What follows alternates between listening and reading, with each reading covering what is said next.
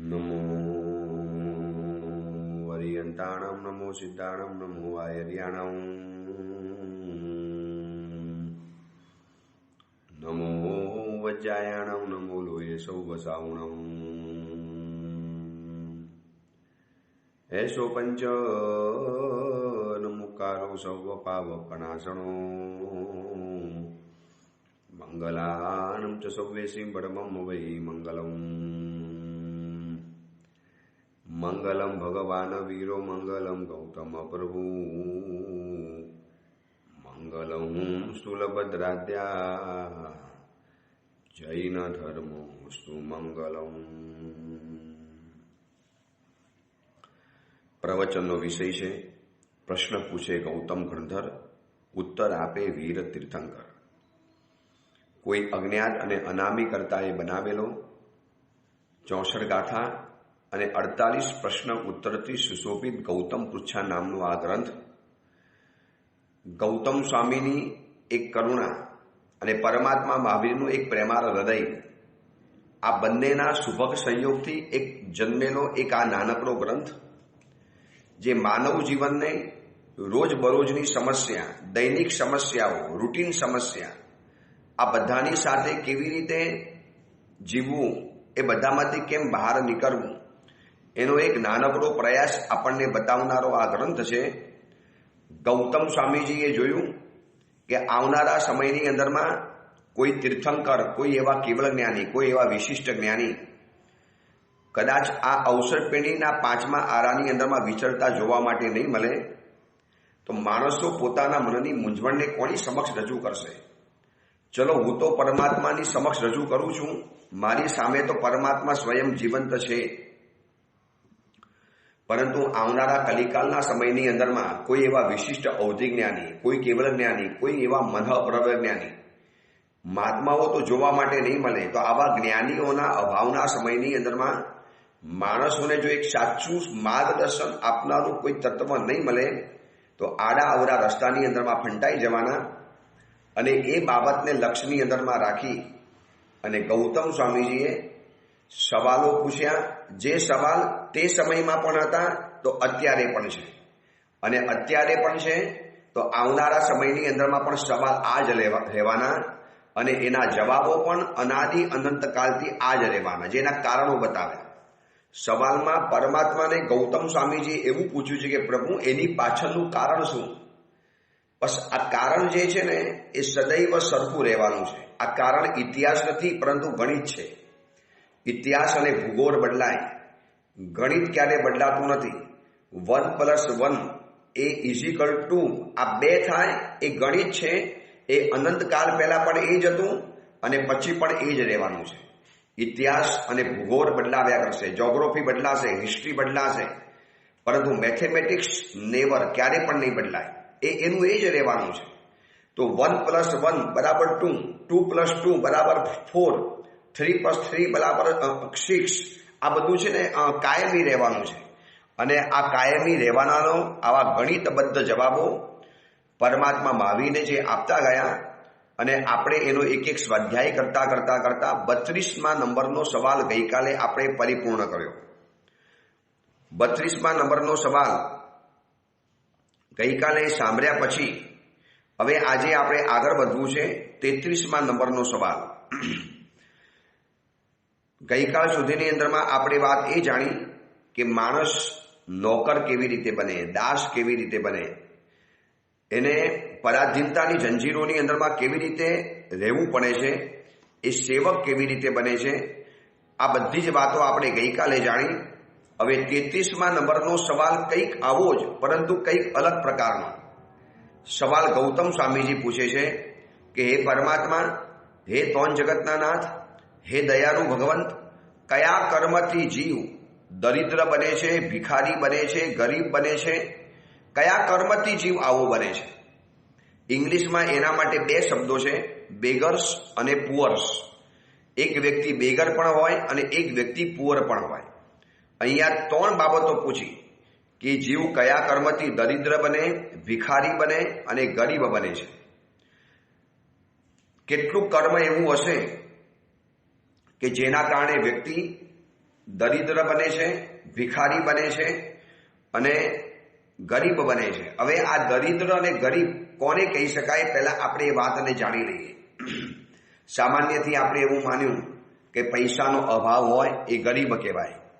જેની પાસે સારું મકાન ન હોય એ વ્યક્તિને આપણે ગરીબ માન્યો. જેની પાસે સારા ભોજન ન મળે એને આપણે ગરીબ માન્યો. જેની પાસે સુંદર મજાની વસ્તુઓ બ્રાન્ડેડ આઇટમ્સ ન હોય એને આપણે ગરીબ માની લીધો. આ એક દુનિયાની બાહ્ય નજરથી આ એક નજારો છે કે ગંદી વસ્તીમાં રહેતો હોય, સ્લમ એરિયામાં રહેતો હોય, બહુ નાનકડું જેનું ઘર હોય, બહુ મધ્યમ પરિવાર હોય, બહુ સાધારણ નોકરી કરતો હોય, મહિને 5, 10, 15 હજાર રૂપિયા કમાઈ લેતો હોય, આ બધાને ગરીબીની રેખાની અંદરમાં ગણવાની અંદરમાં આવે છે. અને હિન્દુસ્તાનની અંદરમાં ગરીબીનો રેખાંક એ ગણાય છે કે જેની માસિક આવક 1000 રૂપિયાથી વધારે ન હોય અથવા તો 5-10 હજારથી વધારે જેની આવક નથી હોતી એ વ્યક્તિને આપણે ગરીબ કહીએ છીએ. ભિખારી બનવું અલગ છે, દરિદ્ર બનવું અલગ છે અને ગરીબ બનવું એ અલગ રહેલું છે. એટલા માટે ઇંગ્લિશમાં 2 શબ્દ મૂક્યા ને, પુઅર અને પુઅર શબ્દ મૂક્યો અને બેગર શબ્દ મૂક્યો. એવી રીતે અહીંયા પણ શબ્દ મૂક્યો છે ભિખારી અને ગરીબ છે. આપણે પહેલા એ જ જાણવું છે કે ભિખારી કોને ગણવો છે અને ગરીબ કોને ગણવો છે અને દરિદ્ર કોને ગણવો છે. કદાચ આપણે ભિખારી નથી, ભીખ નથી માંગતા, રોડ ઉપર રખડનારા એવા પણ માણસો છે. તમે રસ્તાની અંદરમાં ચાલો, બરોબર સિગ્નલ ઉપર ગાડી ઉભેલી હોય અને તમારા દરવાજાના કાચ ઉપર અવાજ કરનારો કોઈ ભિખારી તમને જોવા માટે મળે. એના કેડની અંદરમાં કોઈ એકાદ નાનકડું બાળક હોય, કેટલાય દિવસોના મલિન અને ગંદા કપડાં હોય, માથાના વાળ ઓરેલા ન હોય, ચહેરાની અંદરમાં ભયંકર કક્ષાની દિનતા રહેલી હોય અને તમારી પાસે આજીજી કરી અને હાથ લંબાવીને માગતો હોય. આ દુનિયાનું સૌથી ગંદામાં ગંદુ ચિત્ર છે. એકદમ દયાજનક ભાવ આપણને આવી જાય, યાર કેવો માણસ છે. એને દરેકની પાસે હાથ લંબાવવો પડે, દરેકની પાસે હાથ ફેલાવવો પડે, દરેકની પાસે પોતાની જોડી ફેલાવવી પડે. એક પોતાના બાળકનું પેટ ભરીને માણસ કમાઈ પણ નથી શકતો અને બીજાની પાસે માગીને. તમે જોજો દેરાસરો અને ઉપાશ્રયોની બહાર મોટા મોટા જેટલા પણ મંદિરો હશે, જેટલા પણ જિનાલયો હશે, આ દરેક જિનાલયોની બહાર ભિખારી અને ગરીબોની લાઈન લાગેલી હશે. તમને ખબર છે ને, દર રવિવારે જૈન શાસનની એક મજાનો અત્યારે ઇવેન્ટ ચાલે છે. લગભગ મોટા ભાગના ગામોની અંદરમાં આ ઇવેન્ટ ચાલે છે. અનુકંપા દાન, મહાવીર ખીચડી ઘર, અલગ અલગ મંડળો, અલગ અલગ યુવક મંડળ, અલગ અલગ યુવતી મંડળ દર રવિવારે આજુબાજુના સ્લમ એરિયાની અંદરમાં પહોંચી જાય. ખીચડી, કઢી, પછી કેરીની સિઝન આવે તો કેરી, ફ્રૂટ્સ વગેરે, એને સ્લીપર, ચંપલ વગેરે, આવા જૈન શાસનમાં હજારો કાર્યો થાય છે, હજારો. આપણને એમ થાય કે નાનકડો જૈન શાસનનો આ એક ધર્મ, જેની સંખ્યા કદાચ કરોડથી ઉપર પણ નથી, પણ એ કેટલા લોકોને સાચવે છે. જીવદયાનું કામ, આવા અનુકંપાની અંદરમાં ભિખારી અને દરિદ્રોને ખવડાવવાનું કામ, મારા હિસાબે હજારો ભિખારીઓને અને દરિદ્રોનું પેટ ભરવાનું કામ આવા અનુકંપા દ્વારા હજારો યુવક યુવતી મંડળો કરતા હોય છે. ક્યારેક એ લોકોની અનુમોદના કરજો, ધન્યવાદ આપજો. યાર શું તમે યાર દુષ્મ કાળની અંદરમાં, સ્વાર્થ ભરેલા સમયની અંદરમાં આટલા મજાના કાર્ય કરી રહેલા છો.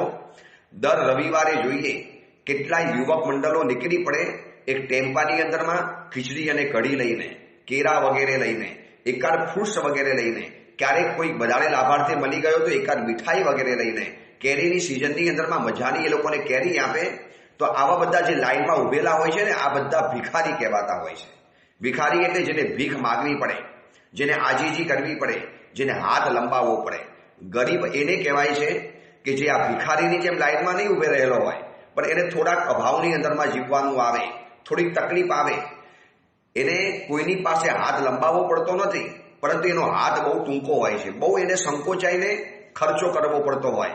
મહિનાની આવક નવી 1 તારીખ ન આવે ત્યાં સુધીની અંદરમાં એને એટલા બજેટમાં પોતાના ઘરનું ગુજરાન ચલાવવાનું છે, પોતાના ઘરનું કામકાજ ચલાવવાનું છે.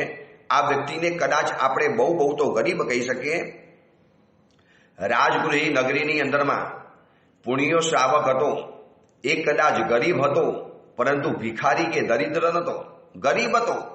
સમજી રાખજો, પૈસા ટકા ઓછા હોય, કપડાં સારા પહેરવા માટે ન મળતા હોય, સુંદર મજાના ઘરની અંદરમાં રહેવા માટે ન મળતું હોય, બહુ રીચ એરિયાની અંદરમાં, બહુ સારા એરિયાની અંદરમાં જેને રહેવા માટે ન મળતું હોય, કદાચ સ્લમ એરિયાની અંદરમાં રહેવા માટે મળતું હોય, પરંતુ પુણ્યો શ્રાવક ગરીબ હતો અને મમ્મર શેઠ કદાચ દરિદ્ર હતો. સમજી રાખજો, દરિદ્ર અને ગરીબની વ્યાખ્યા આખી અલગ રહેલી છે. ભિખારીની વાત છોડો.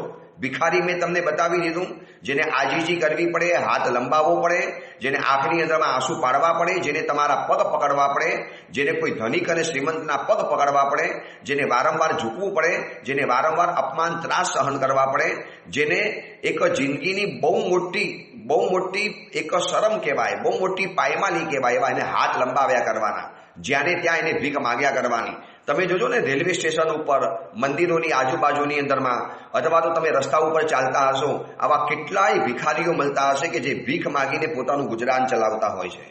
આ હિન્દુસ્તાનની અંદરમાં આવા સેંકડો ભિખારીઓ છે અને ઘણી વખત તો એવું બને છે આવા ભિખારીઓ ભીખ માગી અને કદાચ લાખોપતિ કરોડપતિ બની ગયા છે. આવા પણ કિસ્સા સાંભળ્યા છે.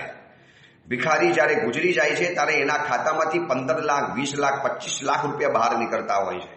અને ઘણા લોકો તો નાટક કરીને ભિખારી વેડા કરતા હોય છે. પેટ ભરીને ખાવા માટે મળી જાય, પૈસા મળી જાય, વગર મહેનતનો આ ધંધો, કોકની દયાને બ્લેકમેલ કરી અને કોકની સંવેદનાને થોડી છંછેડી અને એની સામે હાથ લંબાવીને એવી આજીજી વગેરે કરે.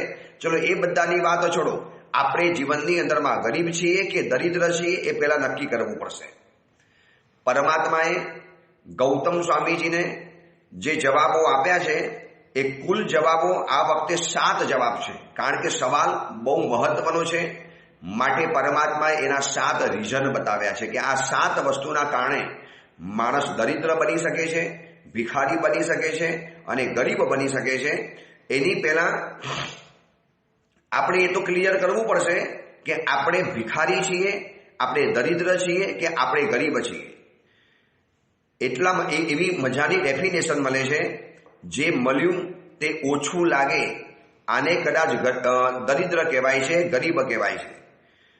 ઓછું મળ્યું નથી, પરંતુ ચીજ ઓછી જ લાગે અને મળેલી ચીજની અંદરમાં અતૃપ્તિ છે અને ન મળેલી ચીજની તૃષ્ણા રહેલી છે. હવે જે ચીજ નથી મળી એનું સતત એટ્રેક્શન રહ્યા કરે, ઈચ્છા રહ્યા કરે, તૃષ્ણા રહ્યા કરે, ક્યારે મળશે અને જે મળ્યું છે એની અંદરમાં ક્યારે એને સેટિસ્ફેક્શન ક્યારે પણ ન થાય, એમાં જેને તૃપ્તિ ક્યારે પણ ન થાય, અતૃપ્તિ અંદરમાંથી રહ્યા કરે. તો માનવું પડે કે આપણે અંદરથી કદાચ ગરીબ છીએ કે આપણે અંદરથી ભિખારી છીએ કે આપણે અંદરથી દરિદ્ર છીએ. આવી જીવનની 7 પ્રકારની દરિદ્રતા છે, 7 પ્રકારની ગરીબી છે. એને આપણે જાણવું છે. પરંતુ એમ કહેવાય છે કે દુનિયાની અંદરમાં વર્ષે દાડે 750 અબજ ડોલરનું અન્ન બગડે છે અને એની સામે 90 કરોડ લોકો આ દુનિયાની અંદરમાં એવા ગરીબ છે, એવા દરિદ્ર છે, એવા ભિખારી છે કે જેને રોજનું એક ટંક ખાવાનું ભોજન પણ નથી મળતું. ફરી વખત કહું છું, 90 કરોડ લોકો આ વિશ્વની અંદરમાં અલગ અલગ દેશનો હંગર ઇન્ડેક્સ આવે છે, એની અંદરમાં લખેલું છે કે 90 કરોડ લોકો આ દુનિયાની અંદરમાં એક ટંકના ભોજન ખાધા વગર એને સૂઈ જવું પડે છે. સવારથી સાંજ સુધીની અંદરમાં જેને એક ટંકનું ભોજન પણ નથી મળ્યું. જોઈ લો, સોમાલિયા જેવો દેશ છે જ્યાં રોજના ભૂખ મરા હોય, જ્યાં રોજની ખાવાની રામાયણ હોય. હમણાં હિન્દુસ્તાનને કાયમ માટે પરેશાન કરનારો આપણો પડોશી દેશ, જે પહેલા અખંડ હિન્દુસ્તાનનો એક અખંડ ભાગ હતો, અવિભાજ્ય અંગ હતો, સતત હિન્દુસ્તાનને ગારાગારી કરવામાં અને યુદ્ધ કરવાની અંદરમાં, આતંકવાદી પહોંચાડવાની અંદરમાં એટલો બધો વ્યસ્ત રહ્યો કે એને પોતાની પ્રજાનું ધ્યાન ન રાખ્યું. આજે પાકિસ્તાનની અંદરમાં ભૂખમરો કેટલો ભયંકર ફાટી નીકળ્યો છે. આ ભૂખમરો આવ્યો એટલે ભીખ માગવાની આવી, ખેંચી આવી, લૂંટાલૂંટ કરવાની આવી, જૂઠ કરવાની આવી, ખાવા માટેની પડાપડી કરવાની અંદરમાં આવી. ક્યારેક આ મીડિયામાં ફોટા જોઈએ, એક દયા આવી જાય. કેવો આ દેશ છે જે હિન્દુસ્તાનની જેમ તરક્કી કરી શકતો હતો, જે હિન્દુસ્તાનની જેમ પોતાનું એક નામ અમર કરી શકતો હતો, બસ માત્ર વૈર વૃત્તિ હિન્દુસ્તાનને પછાડવાની અંદરમાં પોતે નીચે પડી ગયો અને આજે આ દેશને બીજાની સામે ભિખારી વેડા કરવા પડે, મોટા દેશોની પાસે લોન લેવી પડે છે, પોતાની જમીનો વેચવી પડે છે. તો આવું જે થાય છે ને, આને ભિખારી કહેવાય છે, દરિદ્ર કહેવાય છે અને ગરીબ પણ કહી શકાય છે.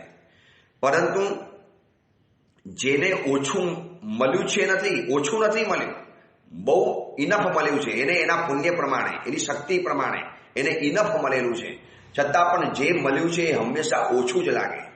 તમે એને ગમે એટલું આપો એને એમ જ લાગે નહીં મને પૂરતું નથી મળ્યું. તો એની સામે આ જોઈ લેવાનું કે આ વિશ્વની અંદરમાં અત્યારે વર્તમાન જેટલું વિશ્વ છે એમાં લગભગ રોજના 90 કરોડ લોકો ભૂખ્યા મરે છે અને એની સામે $750 અબજ અન્ન રોજનું બગડે છે, રોજનો બગાડ થાય છે.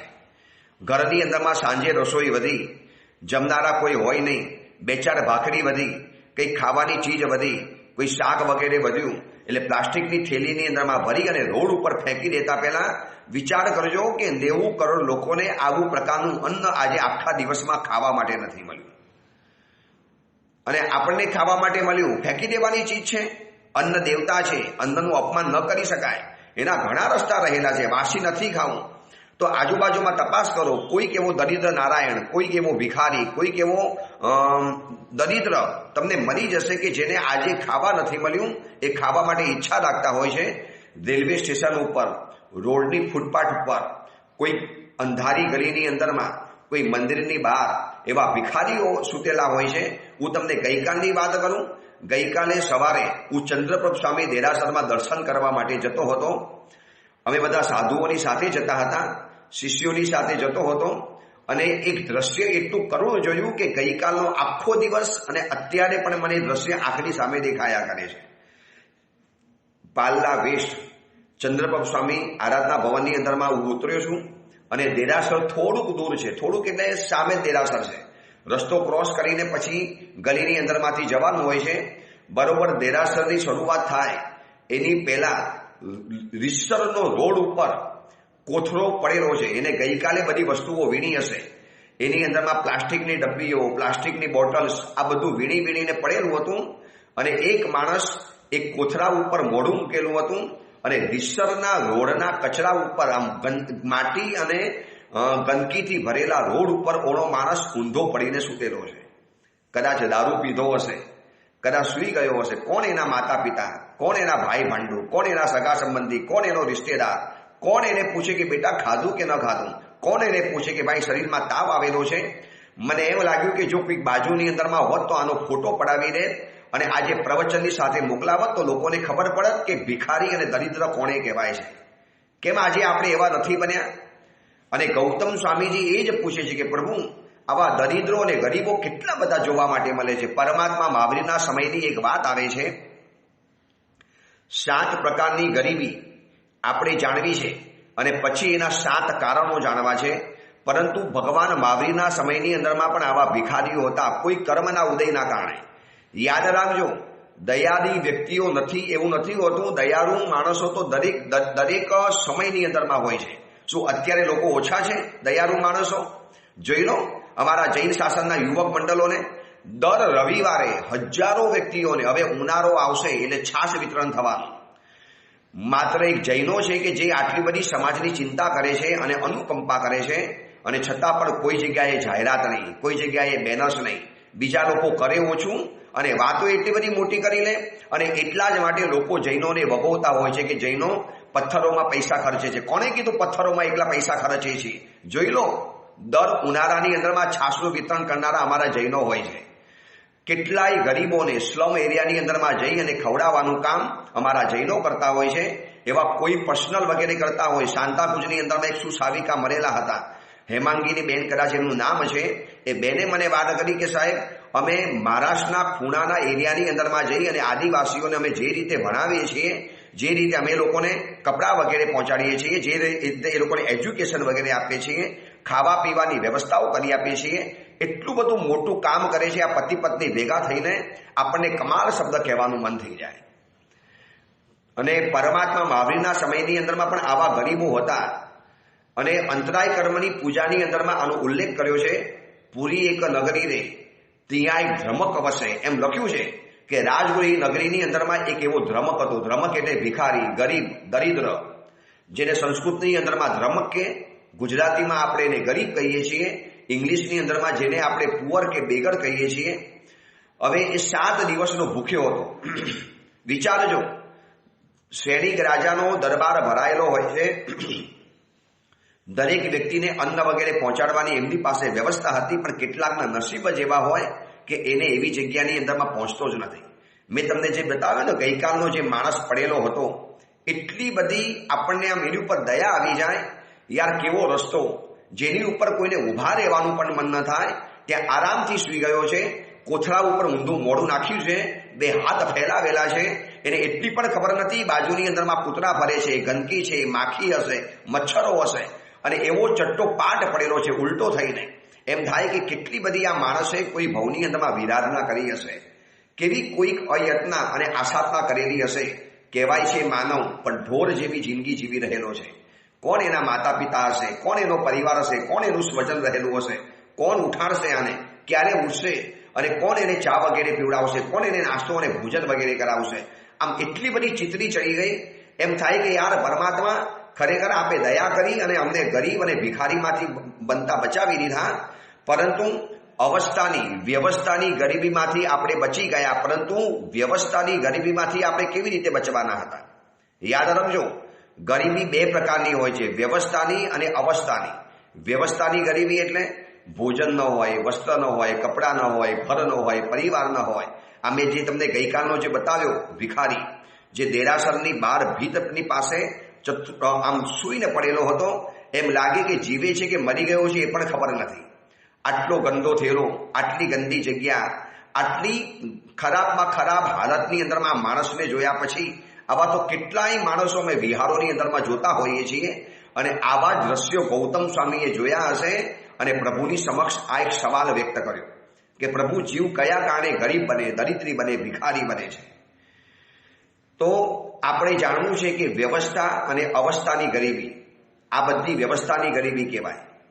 પરંતુ આપણે જીવનની અંદરમાં કેટલીક વૈચારિક ગરીબીઓના ભોગ બન્યા છીએ, અવસ્થાની ગરીબીના ભોગ બન્યા છીએ. એવી 7 પ્રકારની ગરીબી છે, જે બધાથી બચવા માટેના કારણ તો પરમાત્મા આપણને બતાવશે. પરંતુ એની પહેલા આપણે એ જાણવું છે કે આપણે આ બધામાંથી બચી ગયા અને કેટલાક જીવો એની અંદરમાં ફસાઈ ગયા છીએ. જો આપણે એમાંથી બચવું હોય તો આ કારણોથી આપણે દૂર રહેવું પડશે.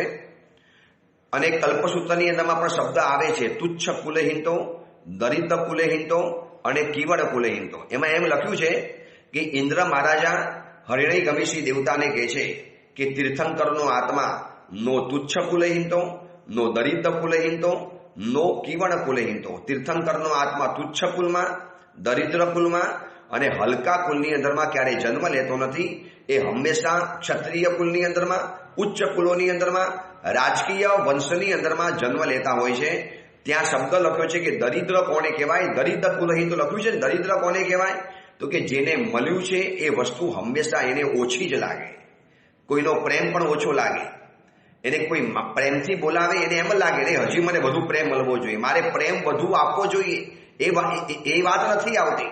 એને એમ જ લાગે બસ બધા કરતાં મને પ્રેમ ઓછો મળે છે, મારું કોઈ નથી, મને કોઈ બોલાવતું પણ નથી. અરે યાર, લોકો તારી સાથે વાતચીત કરે છે, તને 2-4 ફોન આવે છે, કોઈ તને વ્યક્તિ સ્માઇલથી હાઉ આર યુ, કેમ છો, કેસે હો, મજામે હો, આવું તમને પૂછવા માટેનો પ્રયત્ન કરે છે. છતાંય તમને એમ જ લાગે મને પ્રેમ ઓછો મળે છે, તો માની લેવાનું કે આપણે દરિદ્ર છીએ. વસ્તુ બધી જ મળ્યા છતાં પણ હવે પુણ્ય હોય એ પ્રમાણે વસ્તુ બધી મળે. પછી કમ્પેર કર્યા કરે, જો એને કેટલું મળ્યું, મને કેટલું મળ્યું, એટલે હું તો ગરીબ જ છું, હું તો દરિદ્ર છું, મને કાંઈ મળતું જ નથી. આપણે જીવનમાં સાવ આવા નવા રહેવાના, આપણે પુઅર રહેવાના. કોઈ પુઅર નથી. આપણા મનની ઈચ્છાઓને એટલી બધી વધારી દીધી છે કે આપણને જે મળ્યું છે હંમેશા ઓછું લાગે છે. અને યાદ રાખજો, ઈચ્છા શક્તિ અનંત છે, અને અનંત ઈચ્છા શક્તિની સામે પુણ્ય શક્તિ આપણી બહુ મર્યાદિત છે. આ 3 બાબતોને જાણવા જેવી છે: ઈચ્છા શક્તિ, પુણ્ય શક્તિ અને ક્રિયા શક્તિ. ઈચ્છા શક્તિ કોને કહેવાય?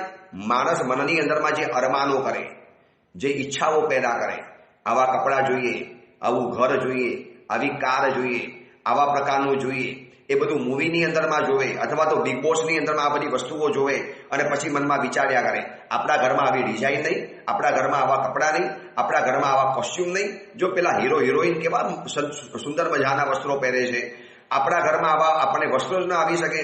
જો એ બંને જણા કેવો પ્રેમ કરે છે, ભાઈ એ બધું નાટક છે. એ બધી રિયલ લાઈફ છે. રિયલ લાઈફની અંદરમાં આ બધું ન હોઈ શકે. એ બધું ખાલી જોઈ લેવાનું હોય, એ બધાની ઈચ્છાઓ નહીં કરવાની હોય. એ પણ એટલી ખબર ન પડે. એટલે ઈચ્છા શક્તિ માણસની અનંત છે, પાર વગરની ઈચ્છાઓ છે. એની સામે માણસની પુણ્ય શક્તિ બહુ સીમિત છે. ઈચ્છા શક્તિ પૂરી કરી શકે એટલું પુણ્ય નથી આપણી પાસે. એક દુકાનની અંદરમાં એક્ઝામ્પલ તરીકે જોઈએ, એક દુકાનની અંદરમાં 1 લાખ આઇટમ્સ છે. 1 લાખ આઇટમ, અલગ અલગ પ્રકારની 1 લાખ આઇટમ્સ છે. એટલે શું થયું? એને ઈચ્છા શક્તિ કહેવાય. આટલી બધી આઇટમ્સ ત્યાં પડેલી છે અને એક માણસ ગ્રાહક બનીને ત્યાં ગયો, કસ્ટમર બનીને ત્યાં પહોંચી ગયો અને કસ્ટમર વિચાર કરે, આ પણ લઈ લઉં, આ પણ લઈ લઉં, આ પણ મને બહુ ગમ્યું, અરે એવી ચીજ તો કેટલી વન્ડરફુલ છે, કેટલી સુંદર છે, મને તો આ પણ જોઈએ, મને એ પણ જોઈએ. અને પછી વિચાર કરે, યાર મારી પાસે પૈસાની શક્તિ તો બહુ ઓછી છે, ખરીદ શક્તિ બહુ ઓછી છે, મારી પાસે ખરીદવાનો પાવર બહુ ઓછો રહેલો છે, પૈસા બહુ ઓછા પડે છે, હવે હું કેવી રીતે ખરીદીશ? કસ્ટમર ઈચ્છા તો ઘણી કરે છે કે મારે ફલાણી વસ્તુ લેવી છે, પરંતુ એની પાસે ખરીદવાનો પાવર બહુ ઓછો પડે છે. એટલે શું થયું? પુણ્ય શક્તિ ઓછી પડી. હવે પુણ્ય શક્તિની સામે, માનો પુણ્ય શક્તિ છે કે તમે એકી સાથે 10 મીઠાઈ ઘરની અંદરમાં બનાવી શકો, પણ ક્રિયા શક્તિ, ખાવાની શક્તિ છે તમારી એટલી? હજમ, જે પેટની અંદરમાં ડાયજેસ્ટ થઈ શકે એટલું તો છે જ નહીં. એટલે થાળીની અંદરમાં 50 આઈટમ આવે, આને ઈચ્છા શક્તિ કહેવાય. બધી જ વસ્તુઓને ખાવાનું મન થયું, આને ઈચ્છા શક્તિ કહેવાય. તમારી પાસે 50 આઈટમ આવી શકી, આ તમારી પુણ્ય શક્તિ કહેવાય. પરંતુ 50માંથી માત્ર 5 આઈટમ આપણે ખાઈ શકવાના અને 5માંથી માત્ર 2 જ વસ્તુ આપણને હજમ થઈ શકવાની, આને કહેવાય છે ક્રિયા શક્તિ કહેવાય છે. હવે ઈચ્છા શક્તિને જો માણસ કંટ્રોલની બહાર લઈ જાય અને પુણ્ય શક્તિ એટલી બધી છે નહીં અને એની સામે ક્રિયા શક્તિ તો બિલકુલ નથી. એક દુકાનની અંદરમાં 1 લાખ કપડાં છે, 1 લાખ અલગ અલગ ડિઝાઇનના 1 લાખ કપડાં છે. એટલે આ શું આવ્યું? ઈચ્છા શક્તિ. હવે એની પાસે પૈસા એટલા છે કે એમાંથી માત્ર 10 ડ્રેસ ખરીદી શકે એમ છે, 10 થી વધારે નહીં. એટલે એની પુણ્ય શક્તિ આવી. હવે 10 ડ્રેસ લાવી અને પોતાના ઘરની અંદરમાં લઈ આવશે, પરંતુ ક્રિયા શક્તિ તો એવી છે કે એક સાથે માત્ર એક જ કપડાં પહેરાશે, એકથી વધુ કપડાં નહીં પહેરાય, એકથી વધુ ડ્રેસ પહેરી નહીં શકાય. આને કહેવાય છે ક્રિયા શક્તિ. હવે ક્રિયા શક્તિ તો એટલી બધી મર્યાદિત છે. અનંત ઈચ્છા શક્તિની સામે સીમિત એવી પુણ્ય શક્તિ, અને સીમિત એવી પુણ્ય શક્તિની સામે બહુ મર્યાદિત નાનકડી ક્રિયા શક્તિ છે. હવે આ આસક્તિના કારણે ઈચ્છા તો બધી બહુ કરી નાખે, મને આ પણ જોઈએ, મને આ પણ જોઈએ, અને એ તો મળતું નથી. અને એના કારણે પછી મનની અંદરમાં જે આર્ત ધ્યાન પેદા થાય છે. પરમાત્મા મહાવીરના સમયની અંદરમાં જે મેં તમને ગરીબની વાત કરી, 7 દિવસનો ભૂખ્યો, અને એક દિવસ રાજગૃહી નગરીની અંદરમાં વસંત દિવસના ઉત્સવો આવ્યા, અને ઉત્સવોના સમયની અંદરમાં સમગ્ર રાજગૃહી નગરી બની ઠણી અને તૈયાર થઈ અને ઉજાણી કરવા માટે બધા ભેગા થયેલા હતા નગરની બહાર.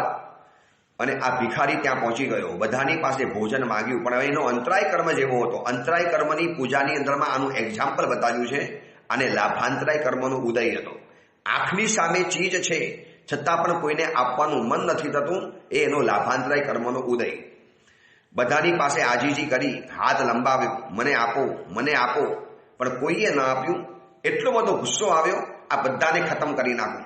બધા જલસા કરે, મને નથી આપતા. ભાઈ, જલસા કરે છે એ લોકો ઘણા ગરીબોને ખવડાવે છે, પણ તને આપવાનું મન નથી થતું. તારો જ કોઈ લાભાંતરાય કર્મનો, અંતરાય કર્મનો ઉદય રહેલો છે.